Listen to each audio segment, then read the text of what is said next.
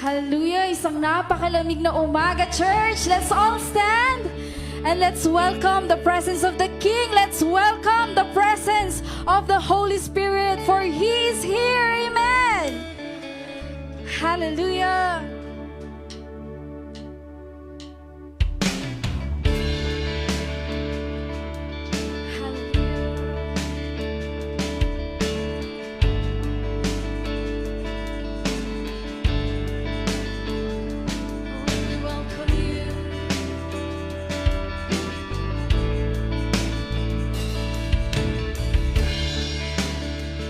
Sing, church.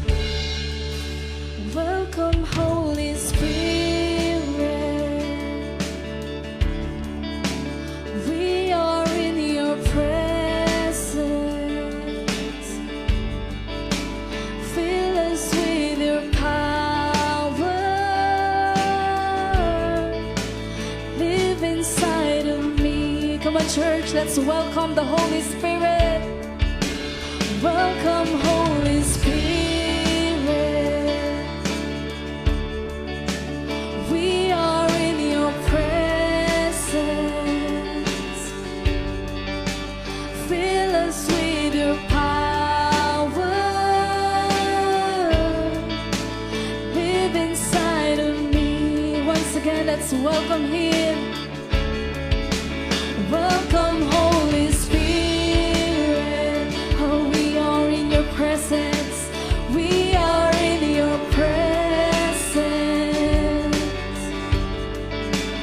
Fill us with your power. Live inside of me.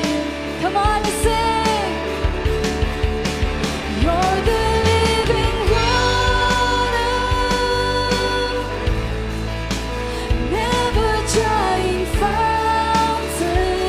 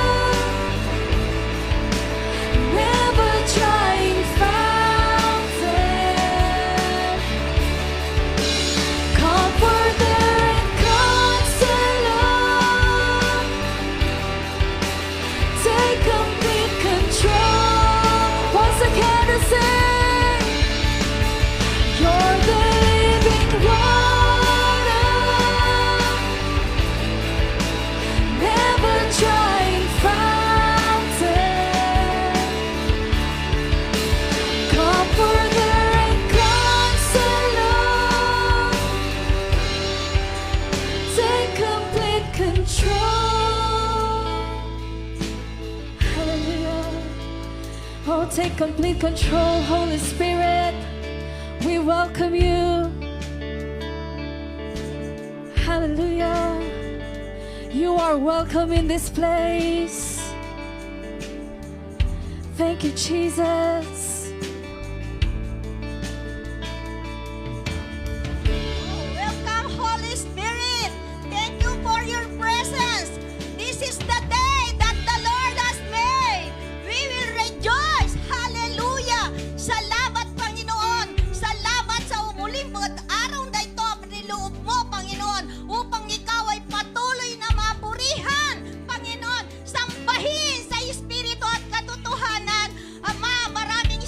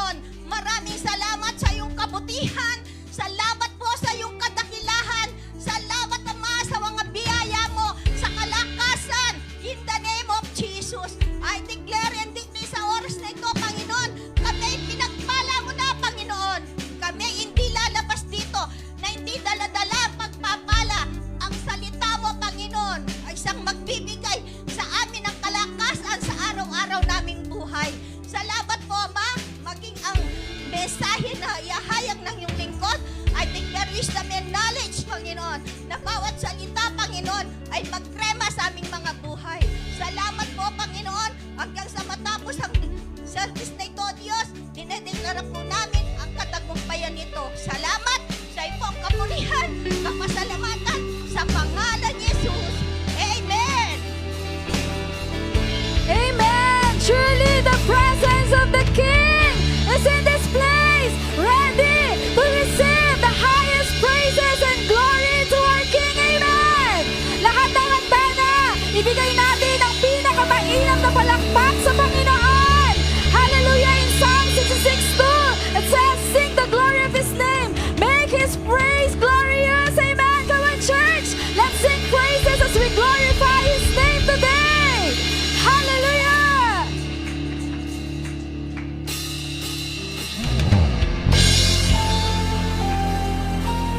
Hallelujah! Truly, He deserves every praise. Hallelujah! Come on, church, be ready to give your highest praises to our King. Every praise is to our God. Every word of worship with one accord. Every praise is to our God. Sing hallelujah! Sing hallelujah to our God. Glory hallelujah is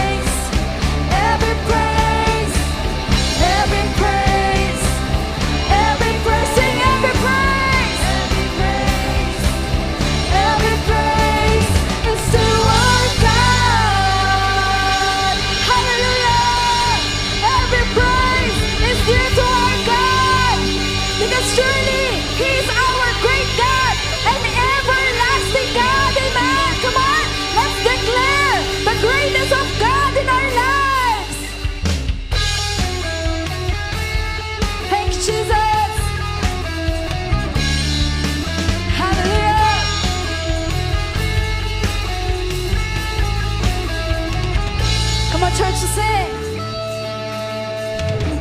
Great are your ways, great are your works, great are your Lord in all the earth. Great is your power, great is your strength, great are you, Lord, and greatly to be praised. Great are your ways, great are your works, great are you, Lord, in all the earth.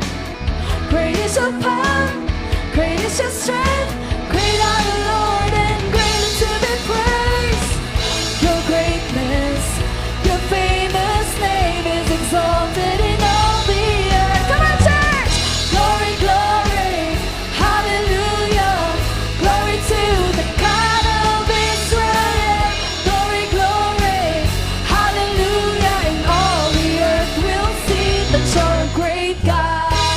Hallelujah, He's a great God, amen. Oh. Hallelujah, once again, let's sing this song, church. Great are your ways, great are your works, great are your Lord in all the earth. Great is your power, great is your strength, great are you, Lord, and greatly to be praised. Great are your ways, great are your works, great are your Lord in all the earth. Great is your power, great is your strength, great are you, Lord, and greatly to be praised. Your greatness, your famous name is exalted in all the earth. Come on! Glory, glory, hallelujah. Glory to the God of Israel. Glory, glory, hallelujah. And all the earth will see that you're a great God. Glory, glory, hallelujah. Glory to the God of Israel. Glory, glory, hallelujah. And all the earth will see that you're a great God. Hallelujah. We will never stop declaring His greatness in all the earth. Amen. Come on, church, to sing. We won't stop till the whole world knows. We won't stop till the whole world knows. We won't stop till the whole world knows that you're a great God, a great God. Come on, church. We won't stop till the whole world knows. We won't stop till the whole world knows. We won't stop till the whole world knows that you're a great God, a great God. Whoa, whoa. We won't stop till the whole world knows. Come on, church, let's sing. Let's never stop. We won't stop till the whole world knows that you're a great God. Great. Come on, let's declare. We won't stop till the whole world knows. We won't stop till the whole world knows. We won't stop till the whole world knows that you're a great God, a great God. Whoa, whoa, glory, glory, hallelujah. Glory to the God of Israel. Glory, glory, hallelujah. And all the earth will see that you're a great. One more time to sing. Hallelujah. Glory to the God of Israel. Glory, glory, hallelujah. And all the earth will see that you're a great God. Hallelujah. You are a great God.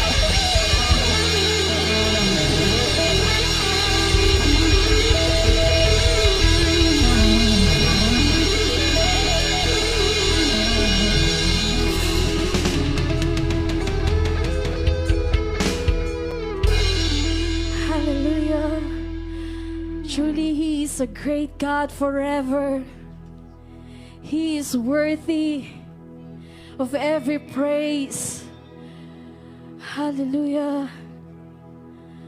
Oh, we will praise you forever, oh God. We will never stop, oh God, telling the whole world about you. Hallelujah.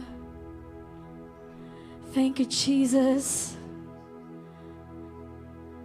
We will give you the highest praises and glory, O God. Salamat, Panginoon. We honor you, God. We exalt your name. Because truly you are worthy to be praised. And nothing compares to our God. Amen.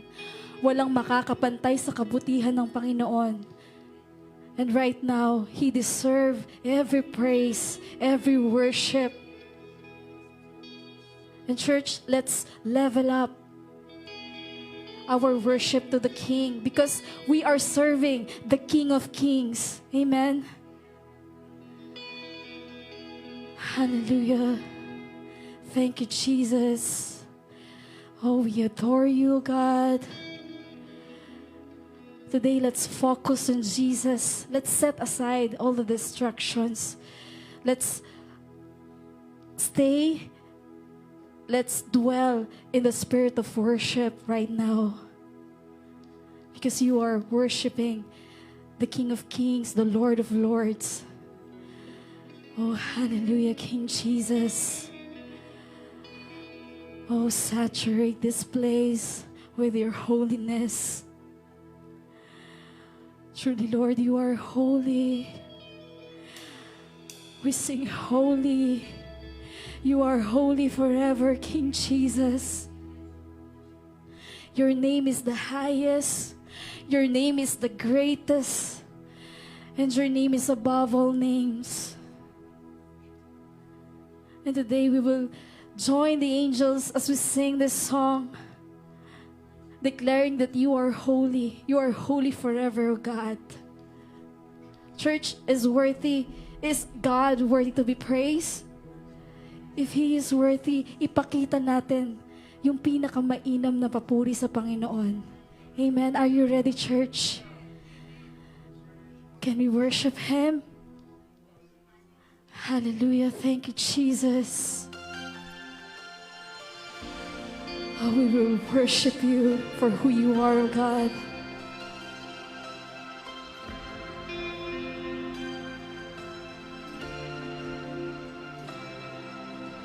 Thousand generations falling down in worship, sing the song of ages to the Lamb.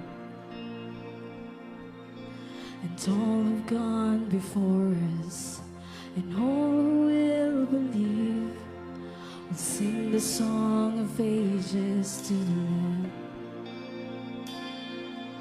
Your name is the highest. Your name is the greatest. Your name stands above them all.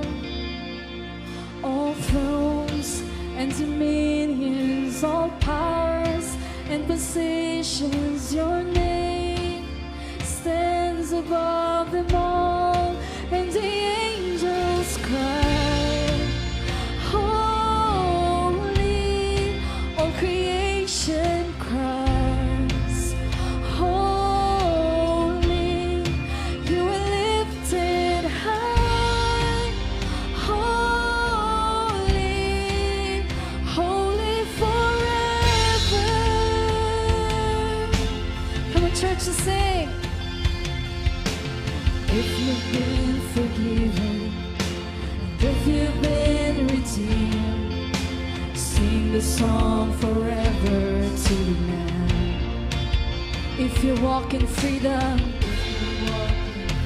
and if you bear His name, sing the song forever to the Lamb. Come on, sing this song. Sing the song forever and amen.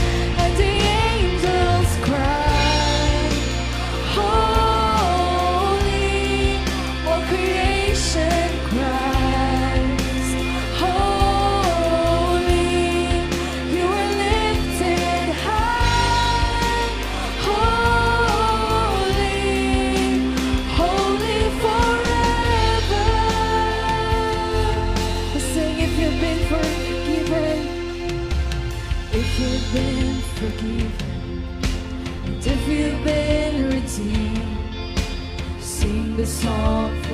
forever to the Lamb. Oh, come on, church, if you walk in freedom, and if you bear His name, sing the song forever to the Lamb. Sing the song forever and amen. And the angels cry. Come on and sing. Holy, all creation cries. Holy, you're lifted high. Holy, holy forever. Lord, hear your people sing. Hear your people sing. Holy to the King of Kings. Holy, you will always be. Holy, holy forever.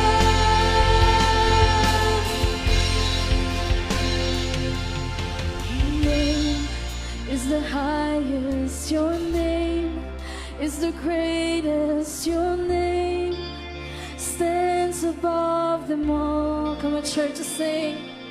All thrones and dominions, all powers and positions, your name stands above them all. Come on, with your loud voice to sing.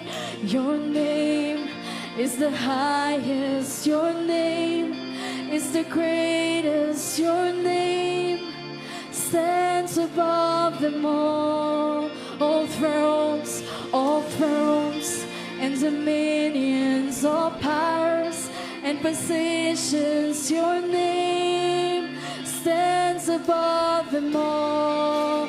Jesus, your name is the highest, your name, come on, lift up His name, stands above them all. His name is above all names. All thrones and dominions, all powers and positions, your name stands above them all. Come on, church, sing. Your name is the highest, your name is the greatest, stands above them all. All thrones and dominions, all power and positions, your name stands above them all. And the angels cry, holy, He is holy forever. Come on, church, let's sing His holiness. You're lifted high. Holy, holy forever. Lord, hear your people sing. We sing holy. Oh, we cry holy. Holy, you will always be.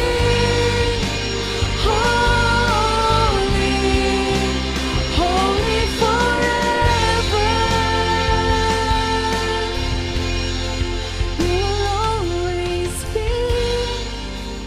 Holy,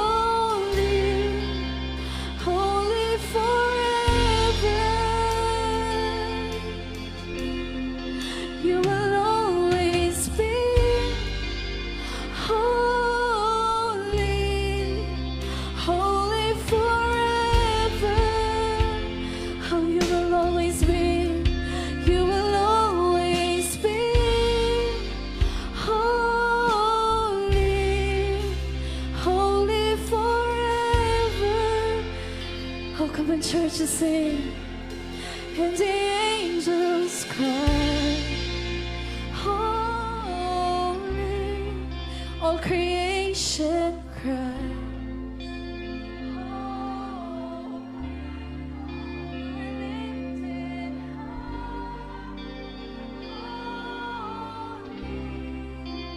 Holy forever.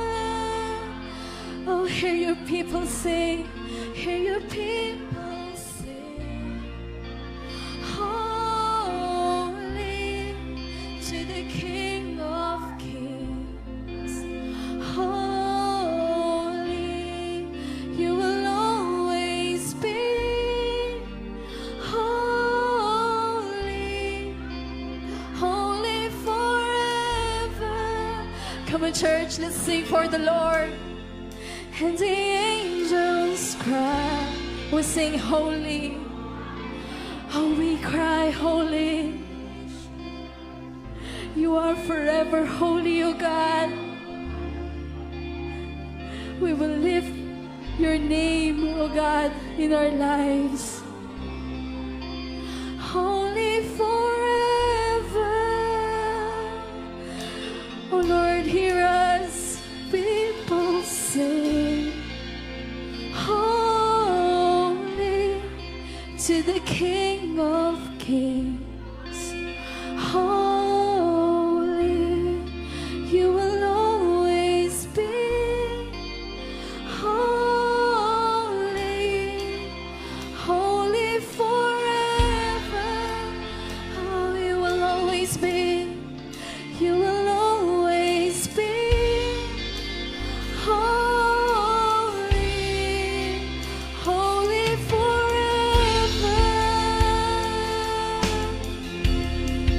You will always be. Holy, holy forever.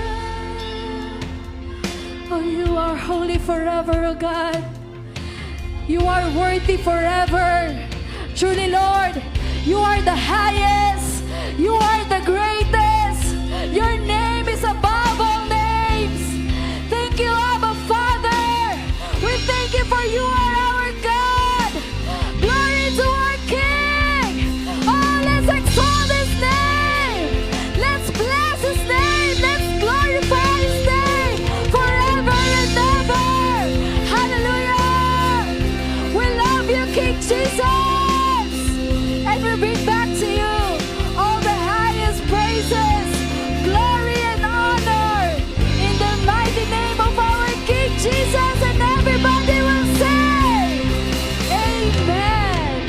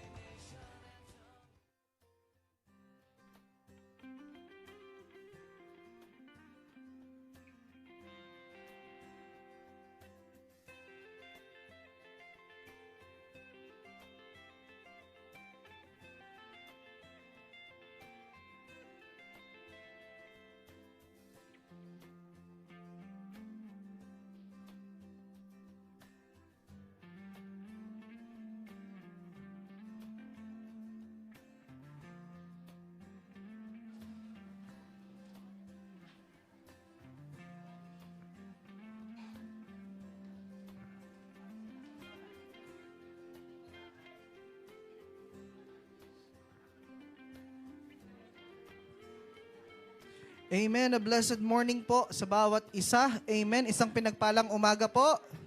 Hallelujah. Thank you, Lord. Praise God. Amen. So this would be our second Sunday of the year. Amen. As we celebrate. Ano po kasi yung prophetic word natin? The title is Appointed. season. Amen. And we are so blessed that last Sunday that most of us participated with the ISB. Amen. We have been blessed that each and every one of us has been started this year honoring God. Amen. Planting seeds for the Lord, planting seeds for the gospel, funding the gospel. Amen. And the very reason why we are, I do believe that this year is just a bountiful year for each and every one of us. Amen? Year na hindi ka magkukulang. Amen? Year na maraming sobra. Amen? Sinong gusto nun? Maraming sobra. Amen. Praise God. Hallelujah. Sige po, let's stand and let's pray for our tithes and offering right now. Hallelujah. Thank you, Lord. Hallelujah. Let's pray. Father, in the name of Jesus, Lord, we honor you with our tithes. We honor you with our offerings, oh God. Lord, as we give this back to you or return this to you, God, Lord, we declare and we decree, oh God, this will be used for your kingdom. This will be used for the gospel. Lord, your word will be preached, oh God, in different places, all nations of the world, oh God. Lord, whoever who gives, oh God, we continue to bless them in the name of Jesus, Lord, as we apply the kingdom laws and principles, the law of reciprocity, given it shall be given back to us. Good measure, press down, shake it together, and running over, we will put it in our lap. We thank you. We love you in Jesus' name. Amen and amen.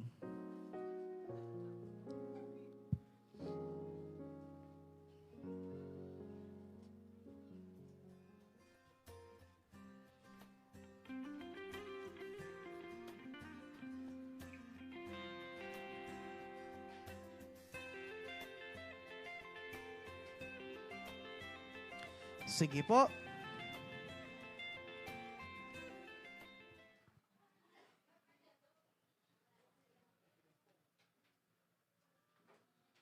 Amen.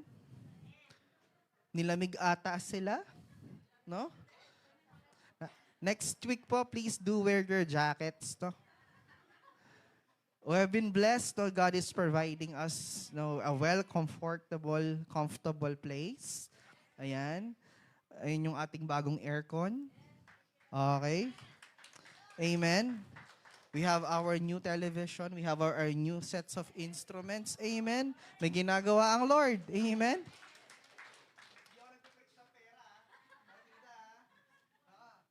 Okay. This is the result when we honor God and we put Him first in all our undertakings. Amen. May ginagawa ang Lord. Amen po ba? At hindi, simula pa lang yan. January pa mo yan pa rin January. Pero dakal na giway, Lord. How much more sa mga succeeding months? Amen po ba? Amen. Sige po, no? And before we go to the word, no, I would like to acknowledge everyone. I would just like to say, in behalf of the leadership of IPJM, maraming salamat po sa lahat ng mga nakibahagi, no, sa ISB. And also sa mga naglinis nung ina-install ang aircon. Maraming salamat po sa mga nakibahagi po na maging part po, no, ng ating ministry. Amen. Maraming salamat sa mga ushers, sa mga Shunammite na naglinis nung nilalagay yung mga aircon, nung nilalagay ang ating ini-installed, no? Yung aircon nating malaki na yun, bagong gawa din yan. Dumating kahapon yung Colin, inayos yan. Kaya sobrang lamig ngayon sa loob. Amen. Kaya nga next Sunday, I advise, magdala kayo ng mga jackets ninyo. Amen. Ako nga, ito damit kong to, di ko nasusuot to kasi sobrang kapal niya, pero nilalamig pa din ako hanggang ngayon. Amen po. May ginagawa po ba ang Diyos?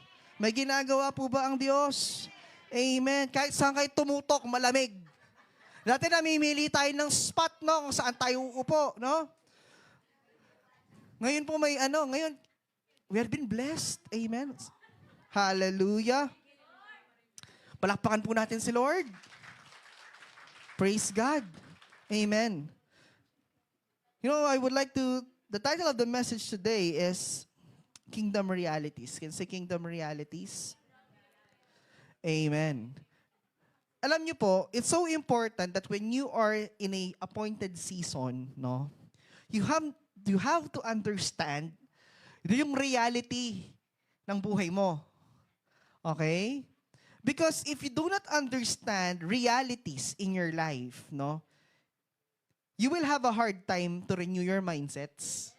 You will have a hard time to renew your habits, na baguhin yung actions mo. Kasi nga, yung reality na nakikita mo, hindi yun yung dapat mong makita. Amen?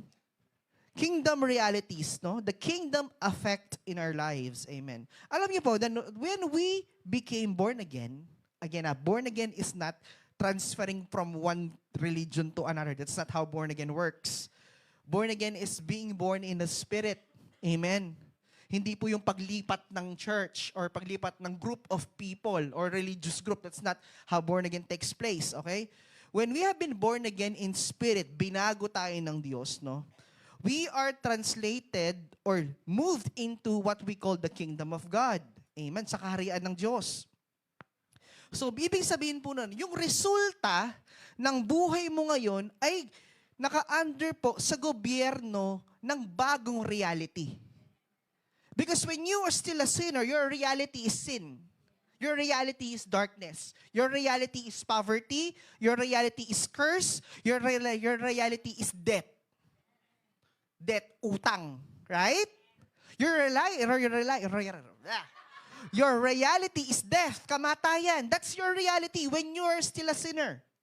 But when you met Christ, encountered Christ, that realities has been changed into another set of realities. Amen.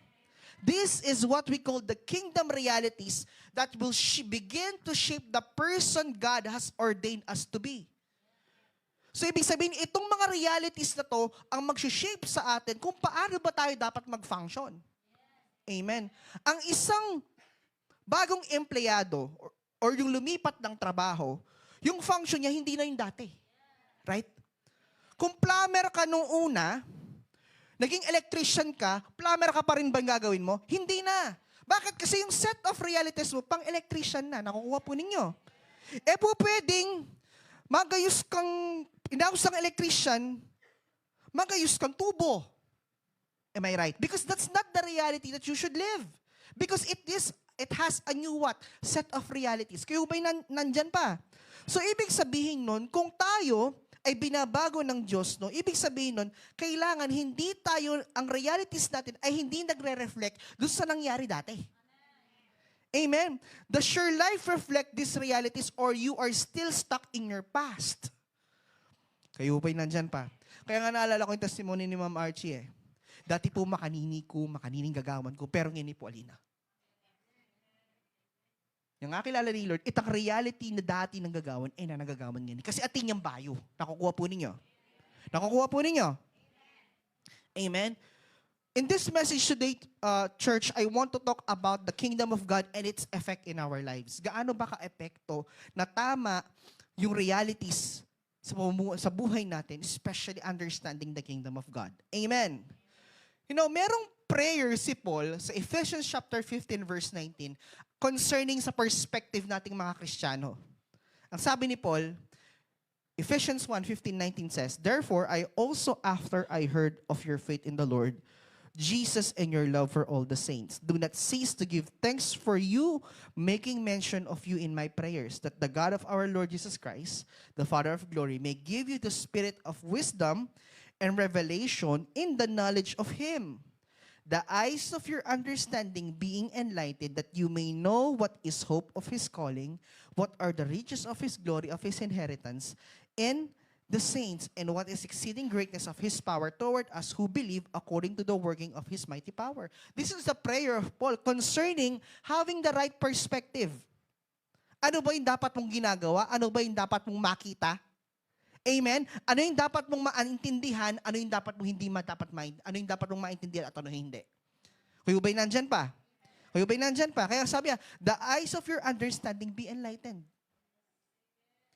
Amen. That you may know what is hope of His calling. Alamin mo kung ano, what is hope of His calling. Amen. Ano ba ang ibig sabihin ng kingdom? Amen. Ang ibig sabihin ng kingdom, okay, the kingdom of God is God's rule and authority over any domain, sphere, or influence. Okay? Ulitin ko. Ang isang kaharian, ang kaharian ng Diyos, ay isang paggobyerno na may otoridad na kung saan meron siyang tinatawag na domain. Ibig sabihin ng domain, territory. Okay? May territory at may influence. Okay? It is not only His rule over a future kingdom, but includes His rule in all of history as well as the present time we are living in. Amen. The kingdom of God operates in the past, in the present, and even in the future. Amen. At ang isang part ng kaharian, no, it's not you who votes for the king. Okay? Sa kaharian, hindi pwedeng botohan. That's not kingdom, it's democracy. Kaya nga tayo, no, we vote, right? Because that is our freedom. But in the kingdom, only the opinion of the king matters. Ulitin ko po ibig sabihin. Kadakal-dabarya kan yan. No? Buti na, dakitin dyan. Eh? Sa kaharian po ng Diyos, ulitin ko po, ang opinion lang ng hari ang mahalaga. Your opinion doesn't matter. Okay? What the king says becomes a law. Pag sinabi ng hari, okay, we will go at war. Punta tayo ng gera. Gera. Pag sinabi ng king, will be, makikipag-ayos tayo. Pag sinabi ng king na magpo-provide ako. Kayo ba'y nandyan pa? Amen. Kaya nga kung makikita po natin, no, in Luke chapter 17, verse 20 to 21, it was mentioned there, now when he was asked by the Pharisees, when the kingdom of God would come, he answered them and said, this is Jesus have mentioned, the kingdom of God does not come with observation, nor will they say, see here or see there, for indeed, the kingdom of God is where? Within you. So kapag nasaan ka, nandun ang kaharian ng Diyos. So, ang domain ng Diyos ngayon is not just a physical kingdom. It's you. Ikaw ang domain. Ikaw ang nagbibitbit. Ikaw ang nagdadala. Kasi sabi niya, kung nasaan ka, nandun ang kaharian ng Diyos. So, balikan nga natin yung definition ng kingdom. Ano sabi ng kingdom? Sabi niya, no, may domain, may influence. So, kahit saan ka magpunta, may influensya ka. You can change lives. Amen. Why? Because the kingdom of God is within you. Nasa atin po ang kaharian ng Diyos. Kayo ba'y nandyan pa? At the same time, since it is the kingdom of God, merong special rule. Dapat, God must rule in your life for the kingdom of God to have its effect. Gusto mong umepekto ang kaharian ng Diyos sa buhay mo, kailangan si Lord ang nagro-rule sa buhay mo, hindi ikaw. Kayo ba'y nandyan pa? Amen. Dapat si Lord ang nasusunod. Sabi nga nung napanood namin yung The Forge sa Netflix. Sabi niya, it's either you are God or not. It's either Diyos ka o hindi. There are only two thrones, there are only one seat in your life na pwedeng umupo sa buhay mo. It's either you or God. Ang tanong ko ngayon, sino nakaupo sa trono ng buhay mo? Because if we want the kingdom of God to have its effect in our lives, it should be God who is ruling in our life. Ang Diyos ang nasusunod. Amen. Alam niyo po, kahit po doktrinahan ko kayo ng maraming mensahe about kingdom, about blessing, if God is not the ruler of your life, hindi magte-take effect yun. Amen. In order for you to activate the keys of the kingdom, it's provision, gusto ng blessing. Blessing, prosperity, kailangan si Lord ang nakaupo sa buhay mo. Kayo ba'y nandyan pa? Amen. And one of first kingdom reality na makikita po natin, no? Si Jesus at si John the Baptist po, they came preaching the kingdom of God is at hand. That was their message. Amen? In Matthew chapter 3, verse 1 to 2, in those days, John the Baptist came preaching in the wilderness of Judea, saying, repent, for the kingdom of heaven is at hand. This is what Jesus said, Mark 1:14-15. Now, after John was put into prison, Jesus came to Galilee, preaching the gospel of the kingdom and saying, the time is fulfilled, the kingdom of God is at hand, repent and believe in the gospel. Kayo ba'y nandyan pa? So they are both preaching that the kingdom of God is here. The kingdom of God is at hand. Ibig sabihin, nandito na ang kaharian ng Diyos. Magbago na kayo ng isip. Amen. Si John the Baptist, in-announce niya ang pagdating ng kaharian ng Diyos. Okay?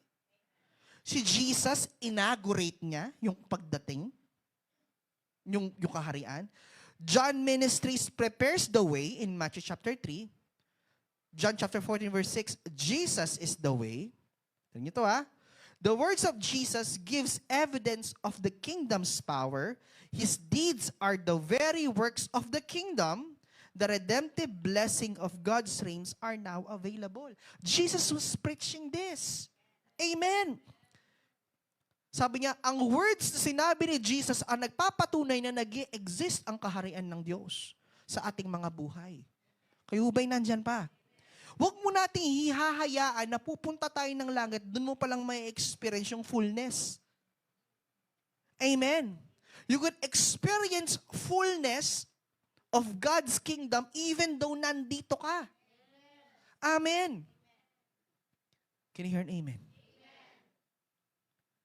Kaya nga sabi ko, if you want God's kingdom to activate, God must rule in your life. Amen.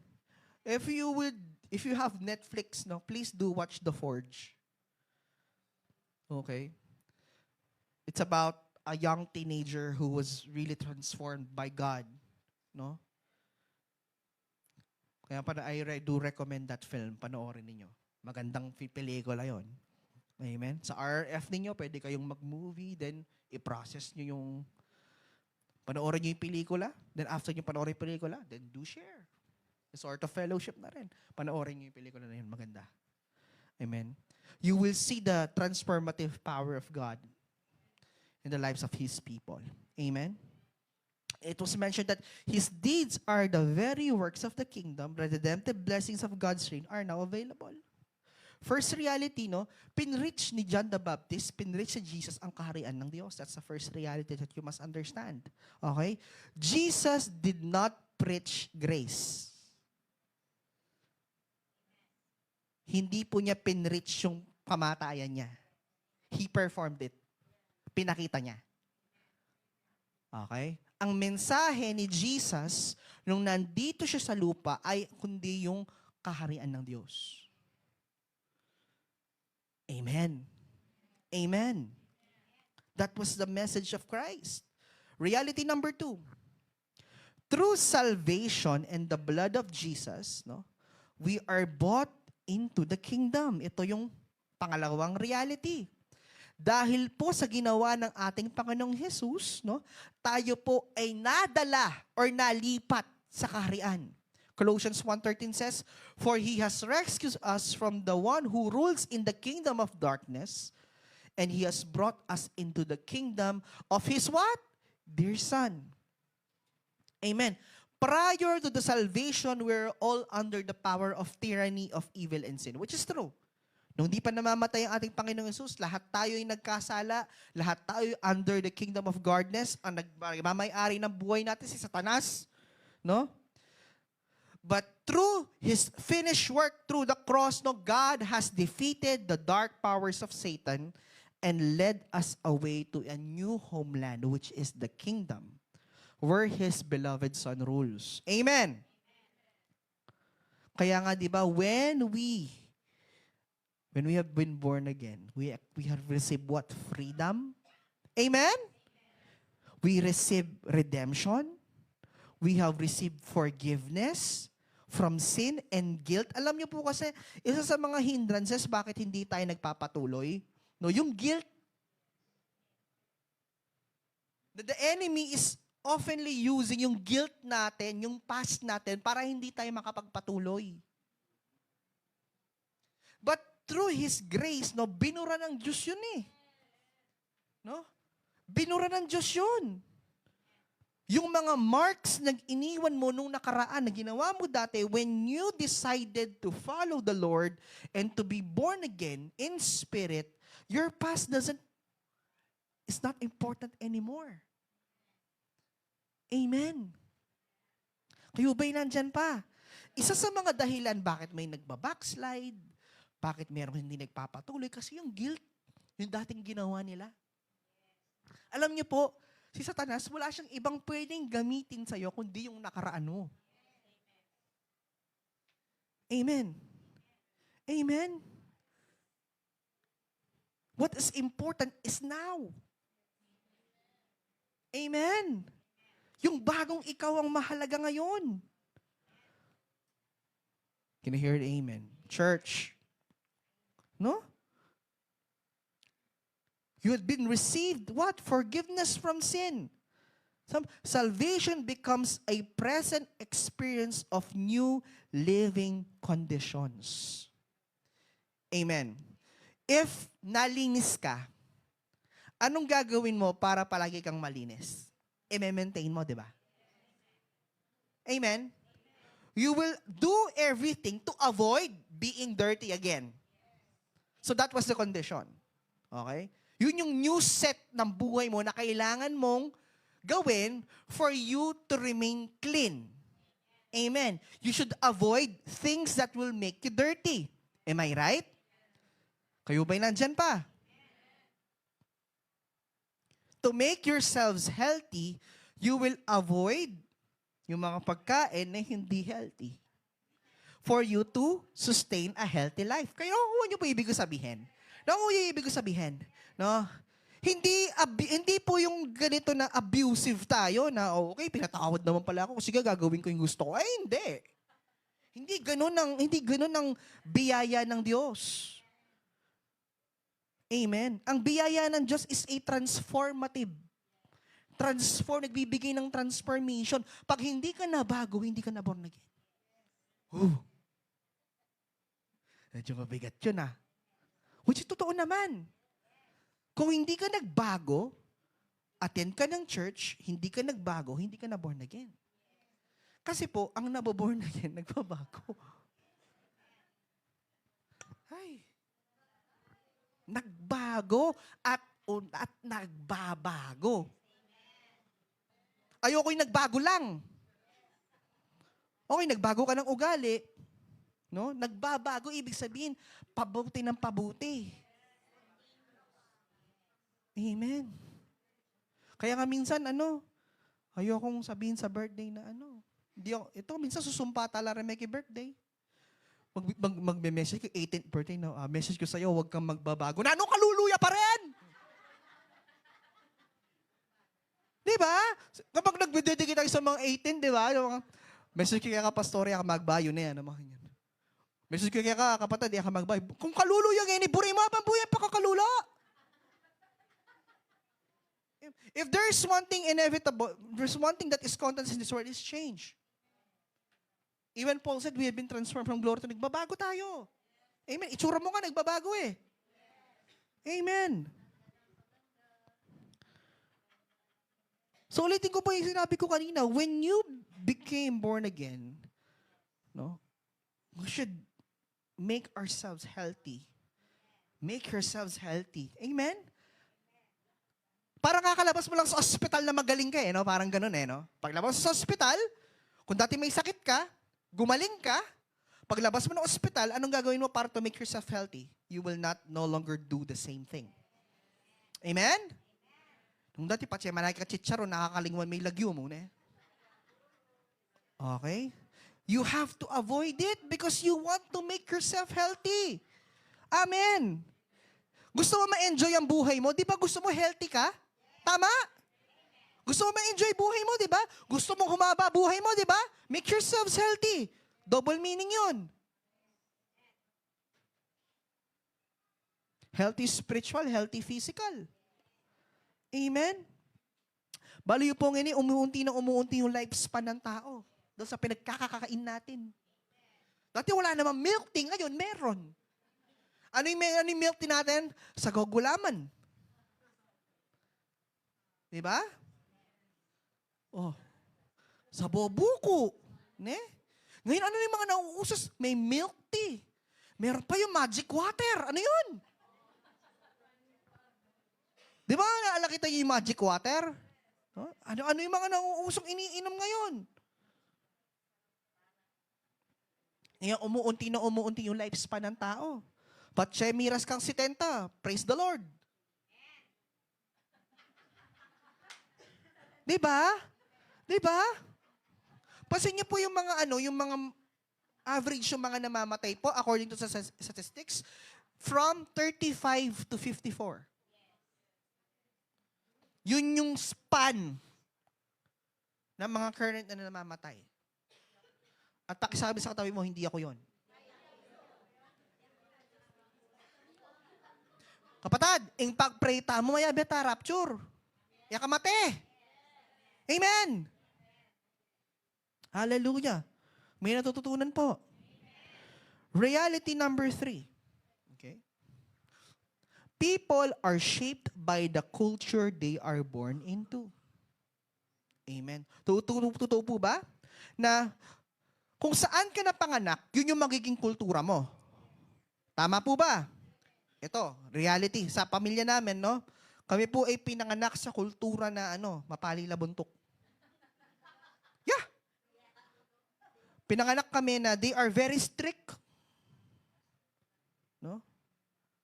Yung family namin is, yung special sa side ng father ko, kasi yung sa side ni mama, hindi namin masyadong nakasama eh. Kasi nasa ibang lugar. Pero lumaki kami sa side ng papa ko, yung mga kamag-anak namin. Talagang matas lang ang boses. Ne? Itang patse, sabi lang bala, makipate. O, nanunang oras. Makakera ko po. Kabalik ko, patse ako pa matalakad kin, madali ko kako. Yung pong ganun yung reality. So, ganun yung kilalakihan mong kultura, magiging ganun ka eh. Kasi yun yung nag-shape sa'yo eh.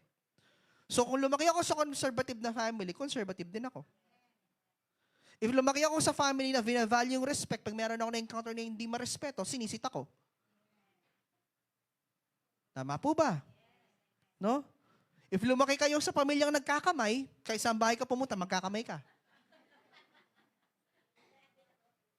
Tama po? Tama?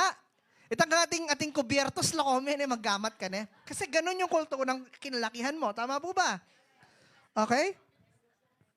Okay? Tama po ba? No? Kaya nga napanood yung story ni Pipito Manaloto nung nanalo siya ng 770 million pesos. Because ang kulturang kinalakihan niya is mahirap, no? Nung naka-encounter niyang first time yung mga bagay-bagay, sobrang nag-a-adjust siya. Kasi it's not the culture that was inculcated to him. Sanay siyang mahirap. Sanay siyang masikip ang kwarto. Amen! Tapos biglang bumili siya ng bahay, biglang nagbago yung buhay niya. No? May kotse, may bahay, may negosyo. Lahat yun bago sa paningin niya. Sobrang nag-adjust siya ng nag-adjust. Kapatid, yung kultura natin, kung saan tayo panganak, yun yung nag-shape ng pagkatao natin. That's why when you had been transformed or been transferred into the kingdom of God as a kingdom, in the kingdom reality, it means dapat sineshape tayo ng kaharian ng Diyos. Kaya nga, di ba, example, nung mga first time na encounter ng mga early Americans ang native Indians, kasi po, no, sa US, hindi naman po talaga mga white ang original na nakatira sa US. Mga native Indians, nakakanyan. Yung kulay pula yung balat. Okay? Ang nangyari lang po kasi, no, si Christopher Columbus from Europe, nagpunta ng US, okay, na-discover niya ang US, no? Si Christopher Columbus, kaya nga merong Columbus Day ang US, celebration, no? At doon po, lumaganap yung lahi, kaya naging ganun sila. Pero technically, kaya ganun ang itsura ng mga nasa US, kasi po, from Europe talaga yung mga yon. Ang native po talaga is yung mga Indian. Kaya nga nung first time na encounter nung mga first Americans, yung mga native Indians, sobrang nagbago yung buhay nila kasi iba sila na iba yung pamamaraan nila sa pamamaraan ng mga yon. They are native. Sanay sila sa yung walang technology. Amen?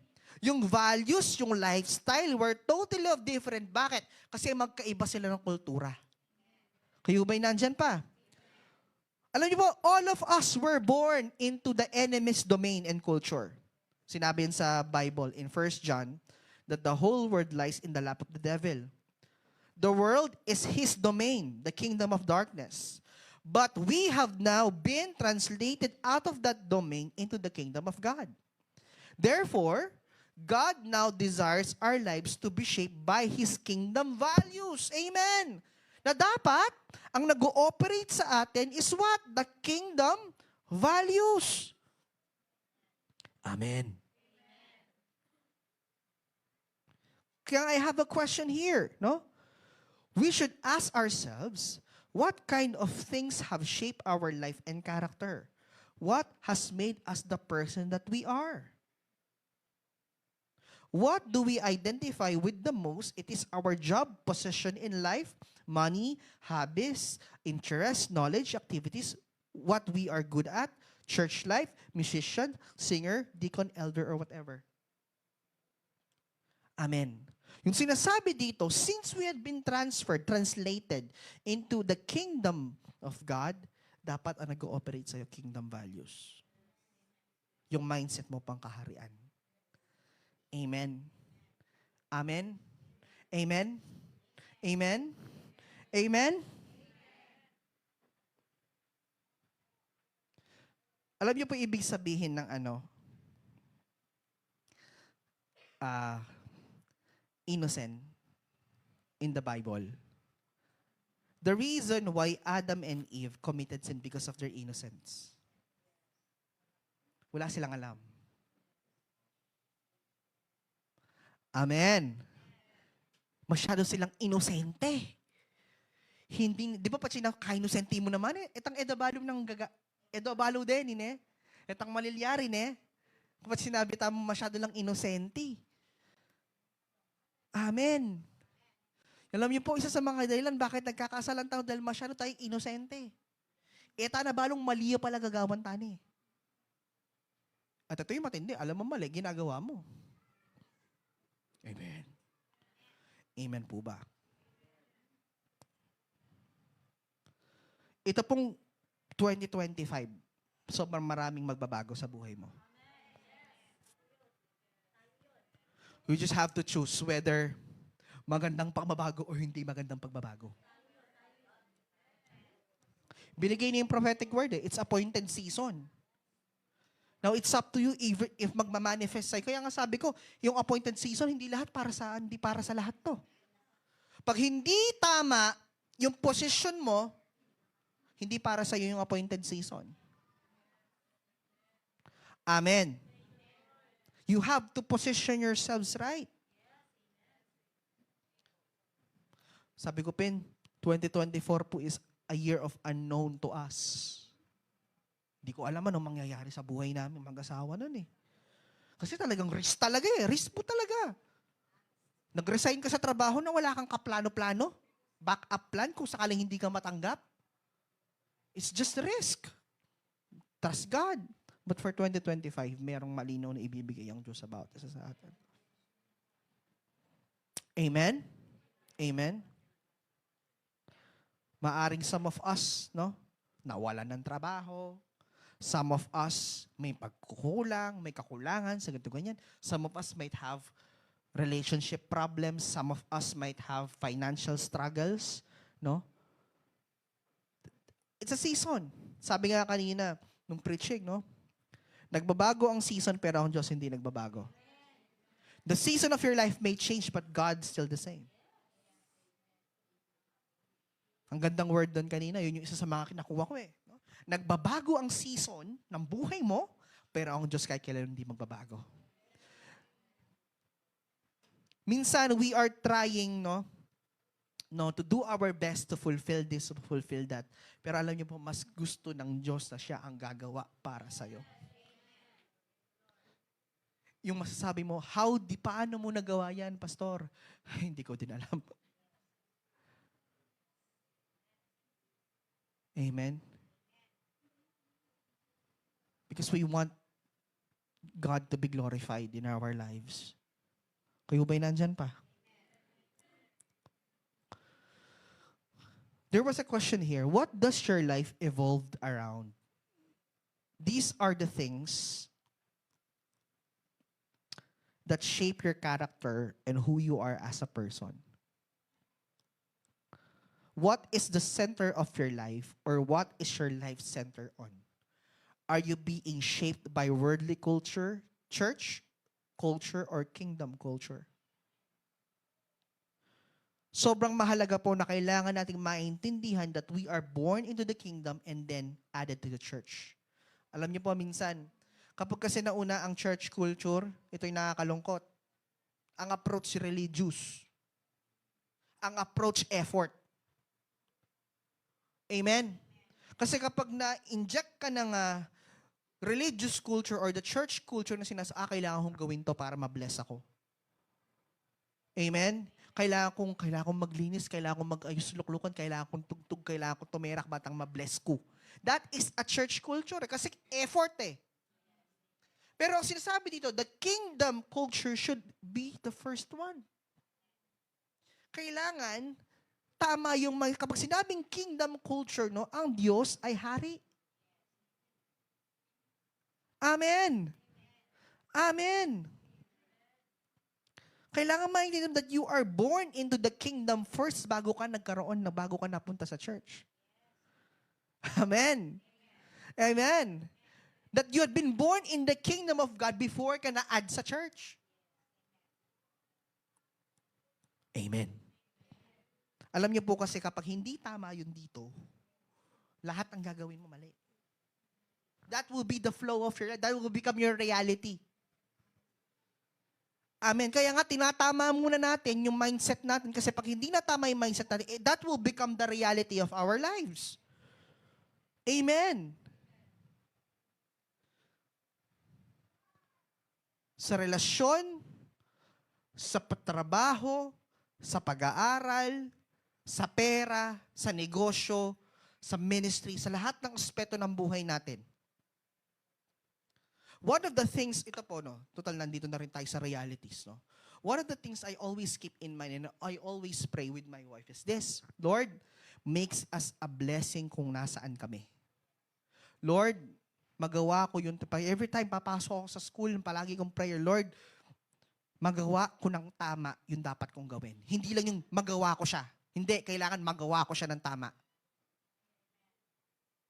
So lahat ng gagawin ko, nakaangkla dun sa prayer ko na yon, dun sa vision ko na yon, dun sa mindset ko na yon. Na Lord, pag nagtrabaho ako, gusto ko pag nagtrabaho ko, magagawa ko siya ng tama. So lahat ng actions ko nandun. Amen.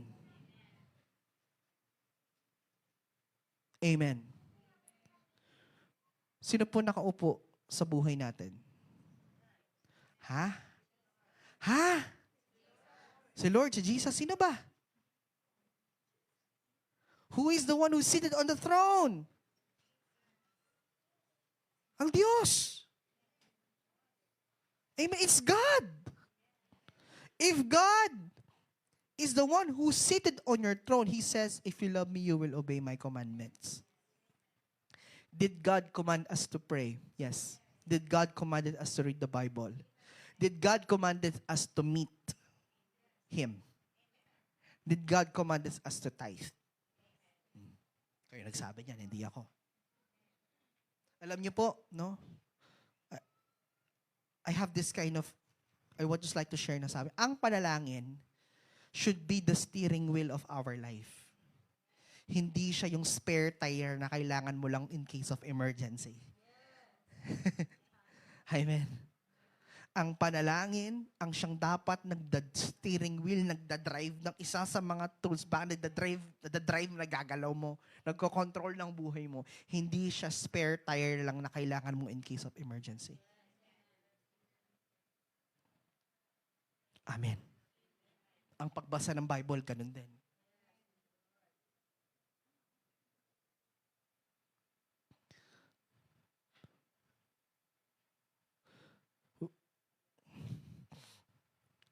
Ang problema kasi sa tao, to see is to believe ya pa. Sige pen, tutupin, sige pen, gawan mo. Right?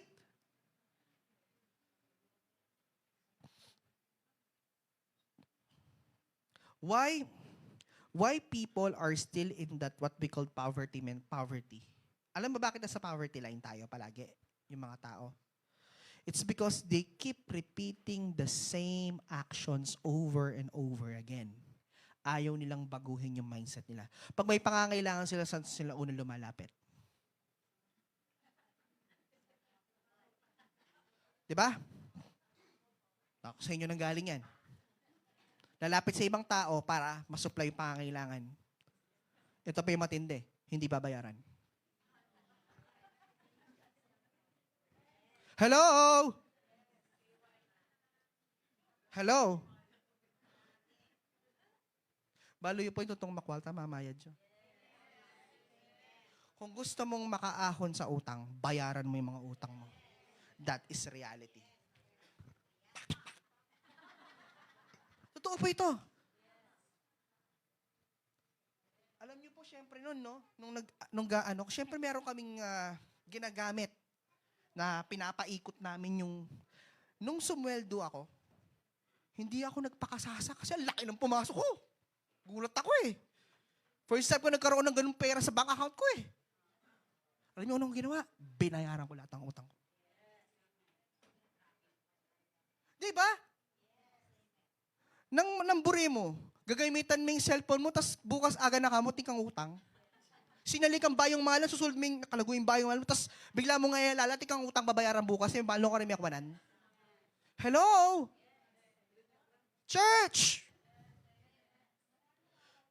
Kung gusto nating makaahon financially, isettle natin yung dapat nating isettle. Kasi doon magsisimula yung pagbabago. Kasi nagiging repetitive eh. Pagdating kang problema, mandam ka, hanggang miras ng milyon. Alam niyo ba, may kwento ko sa inyo?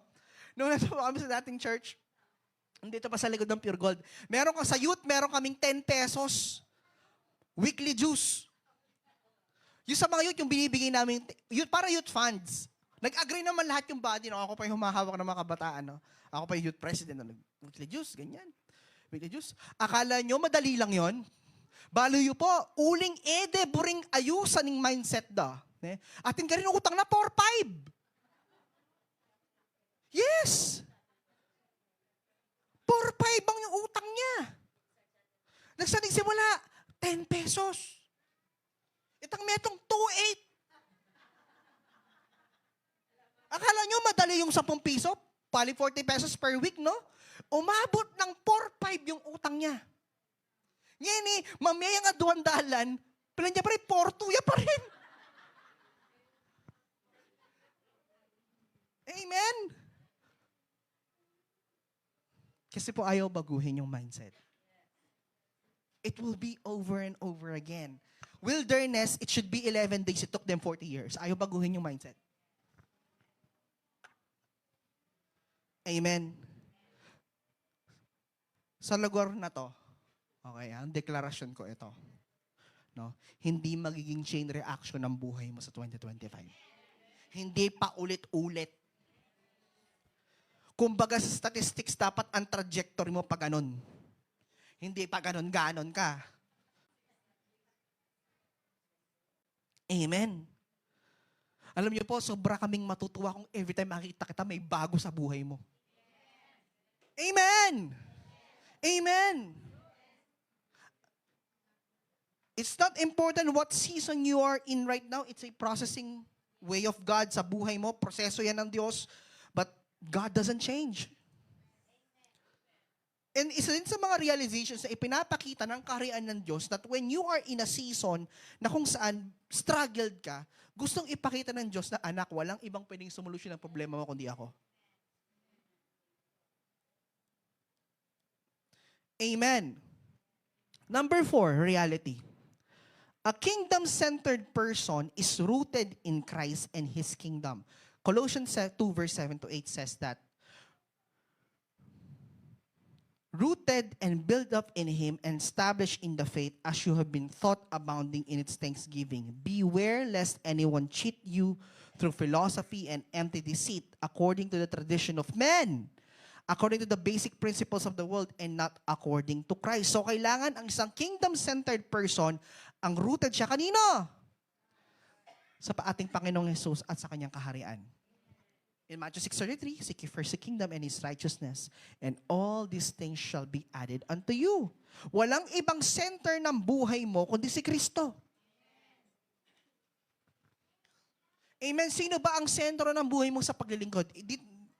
May mga tao po na naglilingkod sila sa Diyos na masyadong legalist. Pag sinabing legalist, masyadong stricto. Amen. Kapag masyado kang legalista, kapag sinabing legalista, masyado kang makabatas. Patsema-sema sa madi kaya. Hindi ka pwedeng tumayo. Hindi maayos yung damit mo.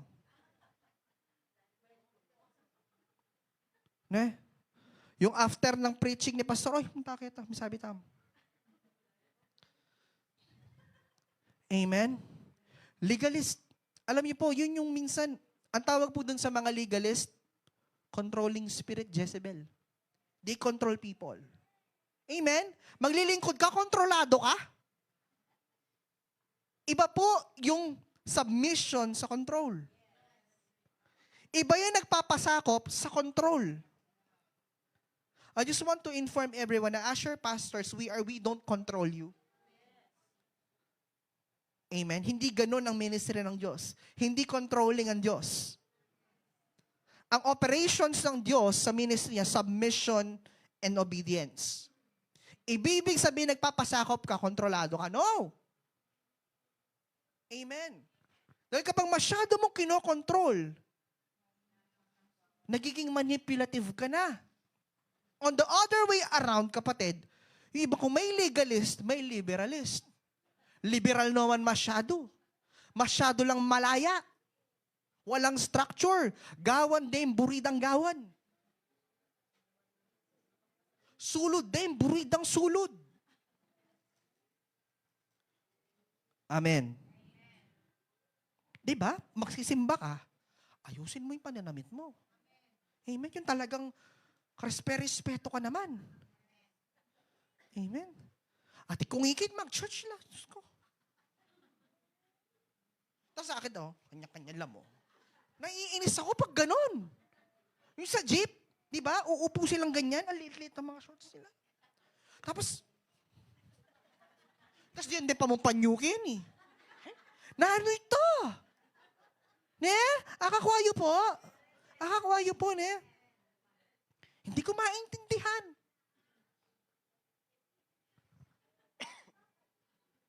Liberal. Alam niyo po, bakit sinasabing kapag si Jesus ang centered ng buhay mo, kapatid, yung pagmamahal mo sa Panginoon, yun yung magiging sentro ng paglilingkod mo. It's not, you obey God. You do this in your ministry not because baka mapagalitan ka na leader mo. Hindi. Ginagawa mo siya dahil sa pagmamahal mo kay Lord. Amen. If Jesus is the center of our lives, you do all things for God because you love Him. Amen. Alam niyo po, ang dami nang nagbago sa 15 years. Hallelujah! Ang tagal naming pinagpeprito. Amen. Ang dami nang nagbago sa loob ng 15 years. May mga nawala. May mga dumating. May mga bumalik. Kasi bumalik eh. Dati tayong kayabe. Kayabe tayo ulit. Oh.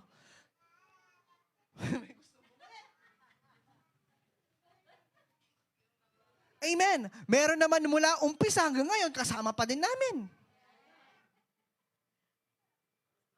Paano namin, si Ma'am Aileen, bunga ng RRF. Ma'am Josa, bunga ng RRF. Si Tita Bolet, bunga ng RRF. Lahat kayo bunga ng RRF. Amen. Yung mga sumama sa amin dati nung unang matagal, wala na.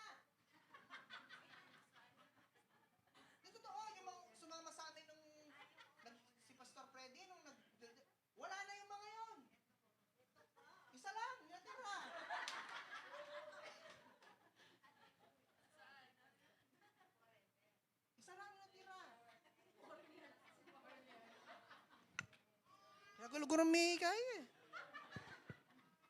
Amen. Hallelujah. Alam niyo po, kung di sa pagmamahal namin kay Lord, yung takal na kami tumigil. Kung titingnan lang namin yung mga nangyari sa buhay natin, pwede tayong umayaw. Pero hindi kasi tayo rooted dun sa kultura ng mundo eh. Na kapag may problema, tatakbuhan mo. Kultura ng mundo yun, di ba? When there's a problem, run away.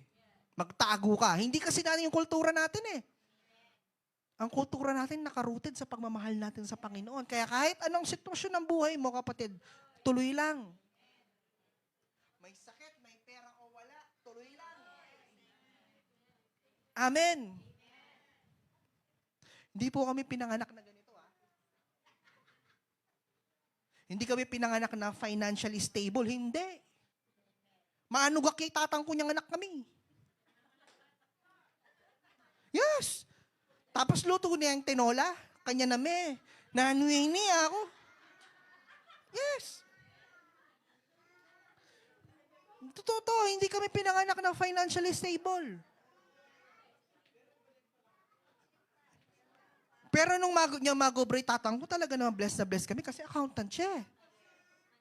Manila, accountant siya. Nang tinukiya ka, Lord, ito, from sasalubong ka rin magbabalot, ngayon niya na magtindo. Yeah. Dati siya sumasalubong sa mga nagbababa ng basket, sasalubungin namin eh. O ngayon niya, sasalubong. Magtindayang may 10 kay, balot. Pong kamuting dutong. Alam ko yun. Ilang taon ako, I was 5 or 6 years old. Year 2000s. 3 years old. Medyo naaalala ko na yung mga panahon na yun eh. Panayan lang may papatay pastor, che. Totoo to. Dumating pa na, sobra kasing, siyempre di ba, knowing, kapag kasi dati nung early times, early 2000s, pag sinabi nagpastor ka, talagang kalulu ka. That's the life. Kaya nga kaming magkapatid, hindi namin pinangarap maging pastor. Kung inano kami. Totoo to. Hindi namin pinangarap. Kasi alam namin yung buhay. Alam namin yung hirap. Alam namin yung sakripisyo. Reng abyas apadala kang pastor, pwede miraras kaya kami. Totoo to. Padalan niya mong abyas kay ngararep dan eh. O kapira, abalo mo na ba? Sister Che, atanggap mitang abyas sa binye ko, ano? Nakabyas, sana na yun eh. Binye ka kang pastor. Yung pala, pastor pwede, pemye na ka rin miyembro. Yung sakripisyo, eh. Amen. Kung sa mga nakakilala sa amin, mula nung mga bata kami yan, sina ma'am, no? Teacher ko ng Sunday School yan. No? Kung kukwento namin, hindi siya ganun kadali. Kaya kung sasabihin niyo po sa pastor, kaya masasabihin kasi ganyan yung buhay mo ngayon, hindi mo naging, I just want to tell you na sobrang daming ginawa ang Diyos sa buhay namin. Siguro po gusto ko lang i-testify na ito yung bunga ng buhay mo pag hindi ka umaayaw sa Lord. Amen. Yan po maging mayan. Ne? Nalala ko nung trabaho ako sa SM, eh. Lungub ko lang, bakal. Lungub ko lang ang pamasahe. Bali pa nagagawa ng asawa ko, uling balo na lang akong bakal pagdala na ako ng pamangan. Inisis ko. Mag-aaral pa, girlfriend kaya pa kanto. Ay, wali kaya pa pala girlfriend kanta. Pag lolawang kaya pala nyo naman. Minsan, lustos ko Manila, asawa ko, pagdala, may pera ka, sakto lang. Diyan akong 500, ba't mo makapangan ko? Mag-apply ko Manila, dadala ko mo danom. Kasi sakto yung pamasahe ko pa uli. Pumunta ako ng Maynila, sabi ko mabalakad, di niya alam, nasa Quezon City ako. Amen. Sabi ko, Lord, minsan kapag akakit ko lang, nakikita ko yung buhay ko before, talagang maiiyak ka eh. Kasi hindi madali. Amen. Kapatid, naiintindihan kita. Naiintindihan kita ano man yung struggle mo, naiintindihan. Alam ko yung feeling na yan. Pero alam mo kapatid, if there's one secret that I will tell you, you let God be the center of your life. Period. Reality number 5. Malapit na po ako matapos. There's no end to the kingdom's increase in our lives. Ito maganda to. Isaiah chapter 9 verse 6 to 7 says, "For unto us a child is born, unto us son is given, and the government will be upon his shoulders, and his name will be called Wonderful Counselor, Mighty God, Everlasting Father, Prince of Peace. Of the increase of his government and peace, there will be no end.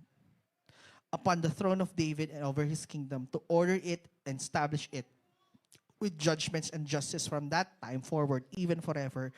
The zeal of the Lord of hosts will perform this."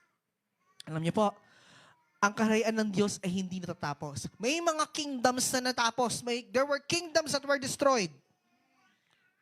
Right? Di ba? During the early time, may Babylon Kingdom, Persian Empire. Lahat yan nawala sa sibilisasyon, but not the kingdom of God. Because we have now become fully of the Holy Spirit, God is at work in our lives, revealing new things to us all the time. The Holy Spirit continually searches out the heart of the Father and reveals to us His nature and character. As the revelation of God's kingdom continues to increase in our lives, the motivation to continually be transformed into His image is there as well. Totoo po ito? Amen. The more na nagdidig in ka sa kaharian ng Diyos, the more na mas na-experience mo yung power. The more na nag-i-increase. Kaya kasi of the increase of His government, there will be no end.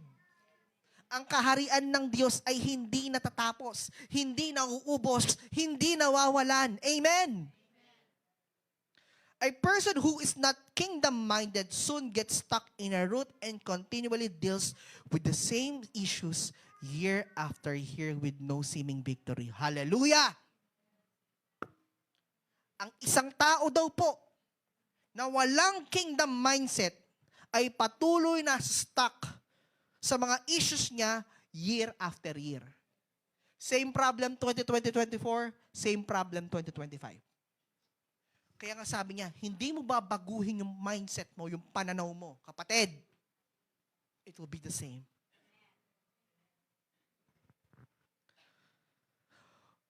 There is an acceptance of the fact of being stuck in their sinful cycle. Kasi kapag, what we call the sinful cycle, kapag sinabing sinful cycle, yung paulit-ulit, yung ginagawa na mali, dun ka mas-stuck. What is needed is a new perspective, a kingdom perspective that is ever what? Increasing. Amen. Pakisasabi mo, new perspective. New perspective. Alam nyo, gano'n ka-important yung vision? Gano'n ka-important yung goal? Amen? Gano'n ka-important yung pag-follow sa Lord sa gusto niyang ipagawa? Sobrang mahalaga yun yung magbabago ng buhay mo. At ito pa yung matindi, hindi mo rin namamalayan na nababago ang buhay mo.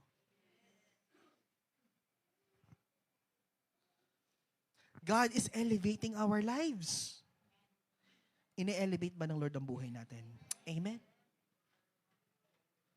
Ine-elevate ba ng Lord ang church? Amen. Hallelujah. Ang gandang pasok ng taon. Nung nag-meeting kami, talagang hooray kami. Woo! Ayun o. Ayun o. Ito o. Ha? Hallelujah. Dati pa niya ako, malulunod ko karang ali. Alam niyo, minsan di ko masuot yung gusto ko suotin kasi mainit. Baka ngayon iba na. O may mag-jacket lang. No? May ginagawa ang Diyos eh. Amen? Nakita niyo yung transition kapag may ginagawa ang Lord? Sino nakakaalala dun sa ginaganon natin sa sur? Naalala niyo yan? Naalala niyo yan? Tapos, nagkaharang. No? Di ba? Natakpan, nagkaroon tayo talaga ng place for worship, no? Tapos, nagka-aircon, no? Tapos, nagka-instruments, no? Yung mixer natin, no, ganyan kalaki, oh. Nalala nyo yun? Nalala nyo yung N10? Tapos, lumipat tayo dito. Tapos, nandito tayo ngayon. Di mo ba kayong palakpakan si Lord? Amen. May ginagawa po ang Lord. Amen. Hallelujah. Number 6, the kingdom of God has the power to transform our lives. Isaiah 1 verse 9, what is exceeding greatness of His power toward us who believed according to the work of His mighty power. There is a whole new level of freedom and deliverance that comes from each paradigm shift that God takes us through. Not only do we receive the motivation to change, we also receive the power to change and be transformed into His image. Those who are touched by its power are no longer slaves to sin, which is true. When we have received kingdom, we are no longer a slave. You are no longer a sinner. You are already part of God's kingdom. You have the authority to rule and reign in this life. Amen. Number 7. Kingdom people are more what? Destiny-minded. Kailangan kapatid patsikit nanda ka na ano yung goal mo for 2025 King Ministry. Kapatid dapat atik ka nga sagot. May pwedeng sabiang eke balo. Patse may balo kapatid. Questionable yung kingdom mindset mo. Kingdom people become much more destiny-minded, and those who are not, they realize that everything they are involved in has an effect upon the kingdom of God, the eyes of their understanding, and are continually open to all that God desires for them. 2 Corinthians 2 verse 9 to 10. But as it is written, eye has not seen, no ear has heard, nor have entered into the heart of man the things which God has prepared for those who love Him. But God has revealed them to us through His Spirit, for the Spirit searches all things, yes, the deep things of God. The kingdom-minded person is concerned about the overall perspective of the kingdom and its influence upon the earth. Amen. You are what? Destiny-minded. Ano yung mangyayari? What you will become. Sinasabi ko nga sa mga musicians, sabi ko gano'n, do you see yourself, what do you see in a year? How do you see yourself improve? Kasi mahalaga yon. Amen? I'm not saying na kailangan doon yung pinaka-focus. Hindi, ang sinasabi ko, kailangan merong malinaw na track, ano yung gagawin mo. For this, kaya nga, di ba, mga leaders, nagpa-planning. Yung iba ay magplano eh. Bahala na daw si Lord. Wow!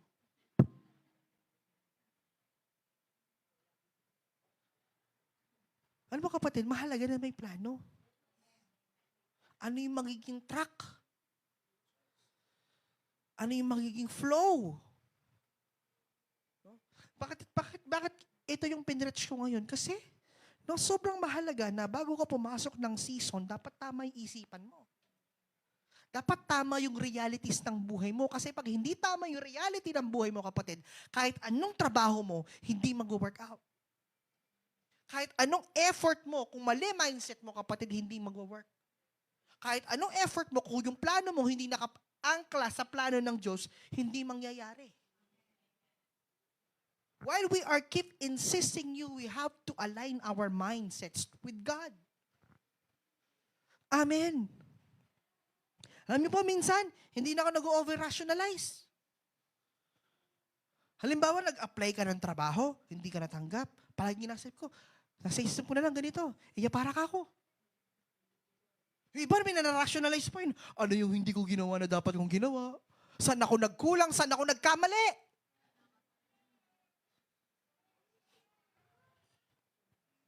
Kingdom reality number 8. Kapatid, if you are praying something at hindi pa nangyari, that's not the right time. If meron kang ginawa na reject ka, hindi yun para sa'yo. the kingdom of God operates in righteousness at the same time and power. If what you're praying for will result in righteous life, God will provide it, hindi niya i-allow yun. Kung yung magiging bunga mo sa gagawin mo, ikakapahawak mo, hindi niya gagawin yun. Kung yung gagawin mo is, yung plano mo is, yung gagawin mo is yung dahilan para malayo ka sa Kanya, hindi niya gagawin, hindi niya i-allow. Amen. Kayo ba'y nandyan pa? Hallelujah. Sige po, tumayo tayong lahat.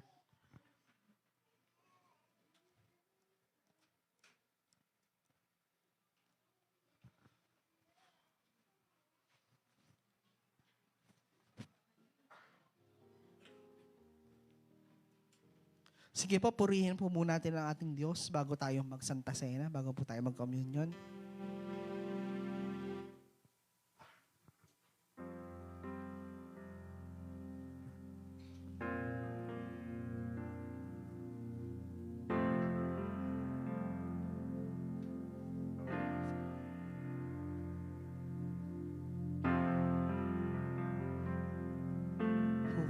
Let's worship you.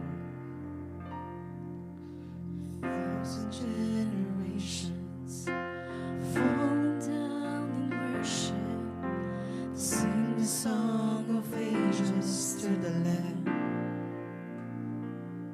And all who've gone before us, and all who will believe, sing the song of ages to the Lamb. Your name is the highest, your name is the greatest, your name stands above them all thrones and dominions, all powers and positions, your name stands above them all, and the angels cry.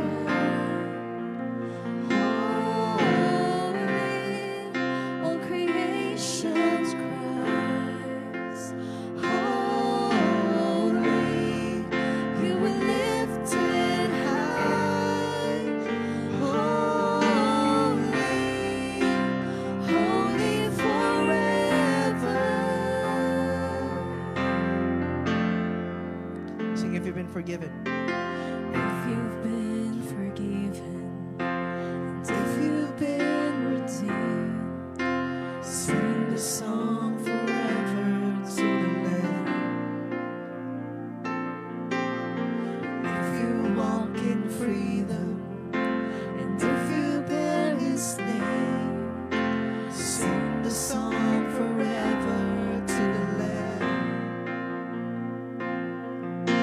Sing the song forever and amen, and the angels cry. Say,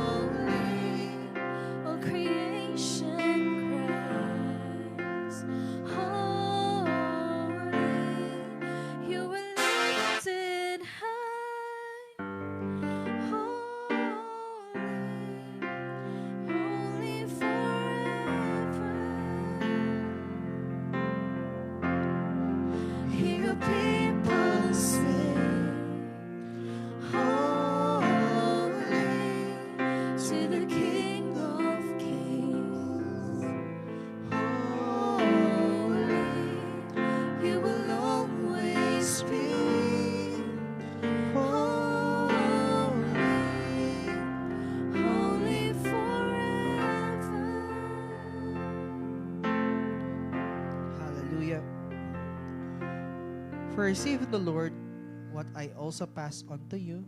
The Lord Jesus, on the night he was betrayed, took bread. And we have given thanks, he broke it and said, "This is my body, which is for you. Do this in remembrance of me." Sige po, sabay-sabay natin kainin yung tinapay.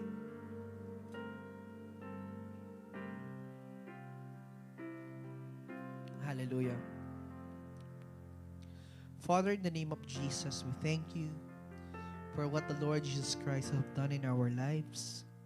Nagpapasalamat kami sa iyo, Panginoong Jesus, sa iyong katawan na nabayubay sa krus ng Kalbaryo. Lord, sa pamamagitan ng pagkain nito, ng aming tinapay, patuloy naming inaalala, Panginoon, yung katawan mo na nabugbog na sugatan para sa aming mga kasalanan, that we are justified, redeemed, made holy and righteous in your sight because of your body that was crucified on the cross. At Lord, sa pamamagitan ng iyong katawan, kami nagsigaling sa lahat ng sakit at karamdaman. That's why, Lord, any works of the enemy doesn't have any rule in our lives, doesn't have any power because of what you've done in the cross.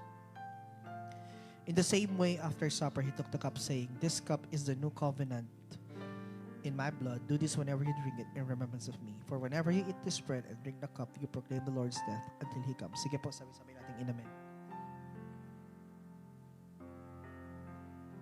Hallelujah. Father, in the name of Jesus, we thank you for the finished work of our Lord Jesus Christ. His blood that was offered on the cross. The very reason why we are here today. Lord, we had been ransomed by the blood of Jesus. Kami ay binayaran ng banal na dugo ng aming Panginoong Yesus ang aming mga kasalanan. Kami malaya. Lord, kami nabago. Kami naging banal sa iyong harapan. Kami naging matuwid, Panginoon. Parang hindi nagkasala kahit kaunti man lang. Lord, salamat, Panginoong Yesus, sa iyong dugo na patuloy kaming nililinis, Panginoon. Patuloy kaming binabago. And Lord, kahit sa kami magpunta, we are protected because we are covered by your blood. Maraming salamat. We thank you, we love you. In Jesus' name, amen. Let us pray. Hallelujah.